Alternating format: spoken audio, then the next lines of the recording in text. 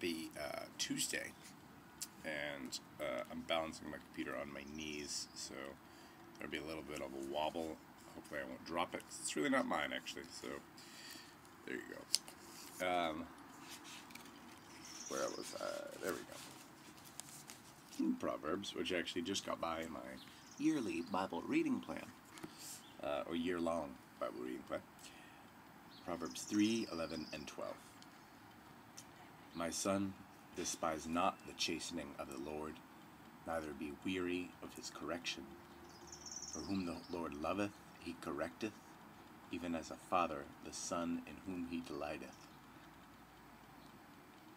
Now, that's a lot of words ending in TH, but I hope you liketh it.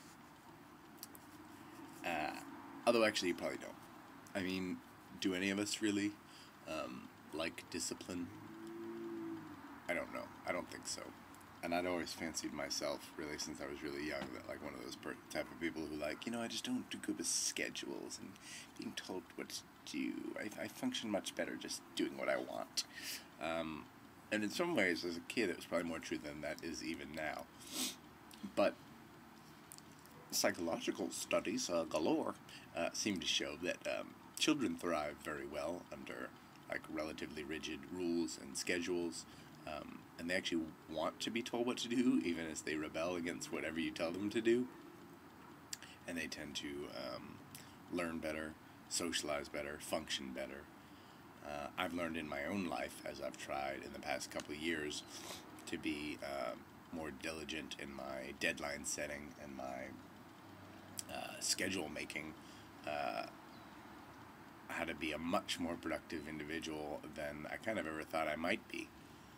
And these things are all contradictory to my instincts.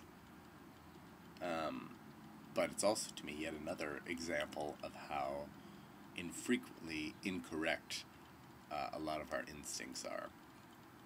I'm not talking about when faced with a, bear, and with an injured cub that you happen to kick in the face. And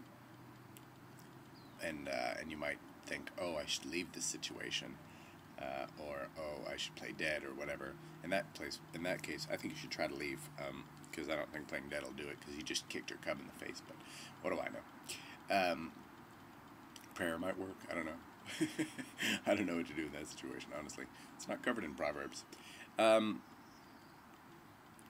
in this, we often bristle under discipline, and we bristle under it again because, sorry, I'm so itchy this morning.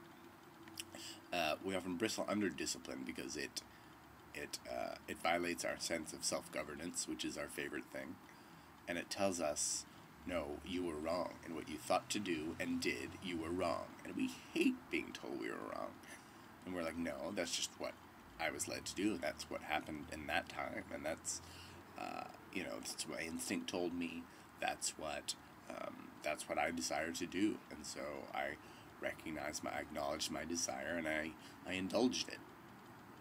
And yet, correction often comes to tell us that no, you shouldn't do that, and no, you can't, naughty, slap the hand, whatever.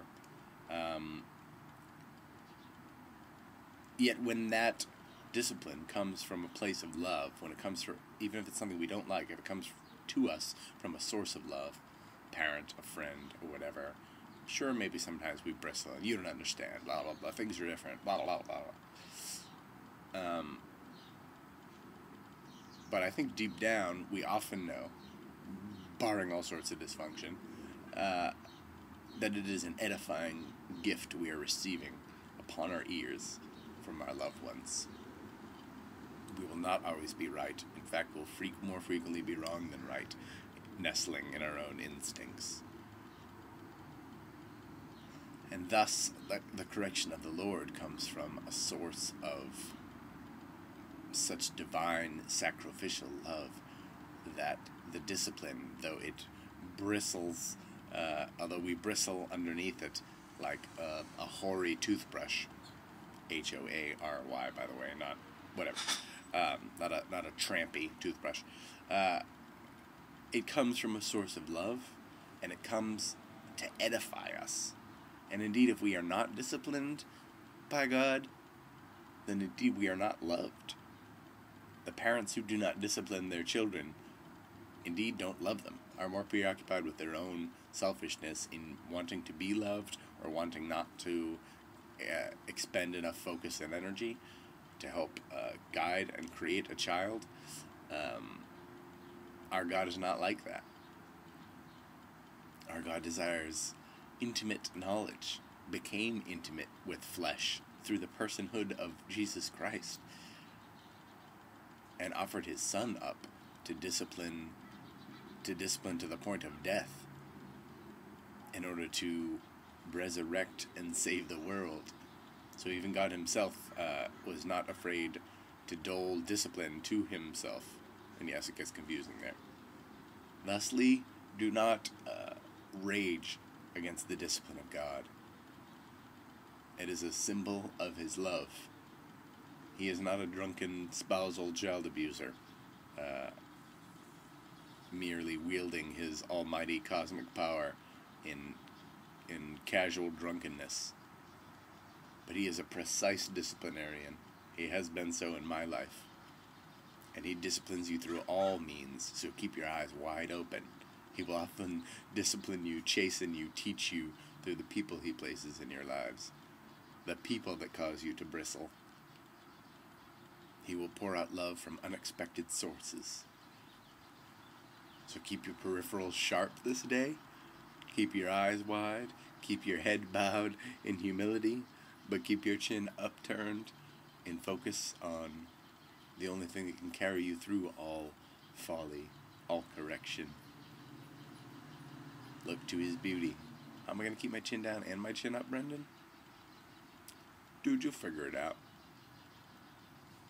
Words. Amen. Selah. Good morning.